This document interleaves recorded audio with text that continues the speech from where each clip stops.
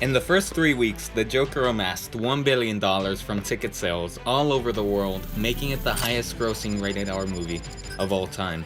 It beat The Matrix and even Deadpool 1 and 2.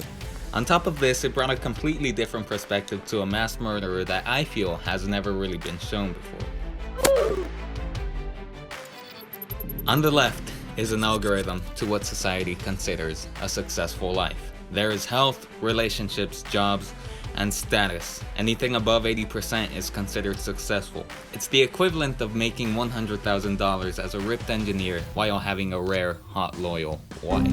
Now, on the right you see the exact same graph, except this time the units have been changed to match that of the Joker's. And keep in mind, this isn't the Joker at the end of the film, but rather at the beginning. So we can clearly see that according to society's algorithm, the Joker is a loser. However, if we take a look at the algorithm for a successful mindset, then we see a potentially different story. Which makes perfect sense according to the mad genius paradox, which states that creative people tend to be mentally healthy, however highly creative people tend to be mentally ill. And it's these mentally ill, highly creative people that change the course of history and run the world nations. For instance, what do you think Abraham Lincoln, Winston Churchill, and Napoleon Bonaparte all have in common? Besides the fact that they changed the course of history, each of them also happened to be mentally ill. Abraham Lincoln, for example, had severe depression his whole life due to a horrible childhood and losing family members left and right his entire life. Churchill, on the other hand, writes about how he would get bored of mowing down hundreds of people with his machine gun, and Napoleon Hill, that guy was on a completely different level. For example, after he took northern Italy on 1797 and let thousands of his troops run wild on the streets of Milan with orders to kill, rape, and destroy as many things as possible. Which all may sound crazy, but perhaps even crazier is the fact that all of these people are seen as great legends. So what's to say that the Joker can't end up among these great legends?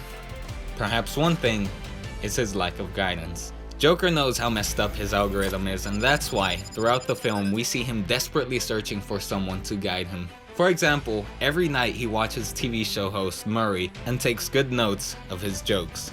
He also goes and tries to receive life advice from his therapist, and he even searches for father figures in his clown co-worker and even the great Mr. Wayne himself.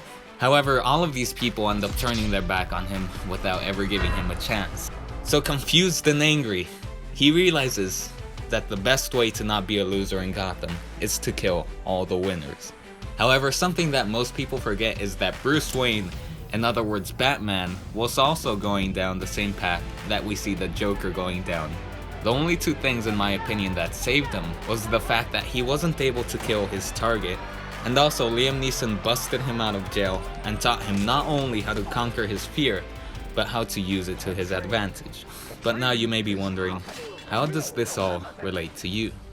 Similar to the Joker, around 10 million people in the US suffer from depression and 16 million suffer from anxiety. Around 3,000 people worldwide commit suicide every single day, and it's estimated that for every successful suicide, there are 20 attempted. In other words, 60,000 people around the world every single day try to take their own lives. Usually, the cause of depression and anxiety can be boiled down to just a few things, one of them being lack of purpose.